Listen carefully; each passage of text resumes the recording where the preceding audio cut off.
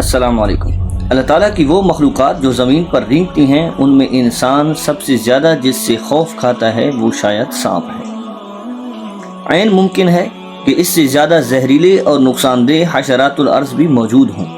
لیکن جس کو دیکھتے اور جس کا سنتے ہی انسان کے دل و دماغ پر اس کا خوف اور اس کی دہشت طاری ہو جاتی ہے، وہ شاید سانپ ہی ہے۔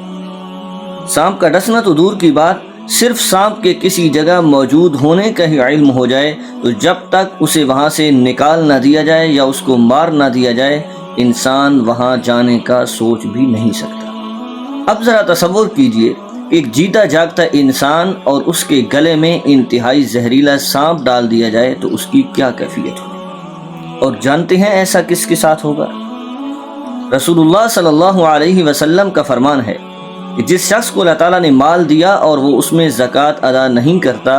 تو اس کا یہی مال کل قیامت کے دن ایک انتہائی زہریلے اور گنجے سانپ کی صورت میں اس کے گلے میں ڈال دیا جائے گا، اور اس سانپ کے سر پر 2 سیاہ نقطے ہوں گے۔ یہ جو 2 سیاہ نقطوں کا ذکر ہے حدیث کے اندر، یہ اس کے زہریلا ہونے کی طرف اشارہ ہے، اور رسول اللہ صلی اللہ علیہ وسلم نے فرمایا کہ یہ سانپ اس کو ڈسے گا، اس کے جبڑوں پر کاٹے گا اور اسے کہے گا کہ میں تیرا مال ہوں، میں تیرا وہ خزانہ ہوں جسے تو محفوظ کر کے رکھا کرتا تھا۔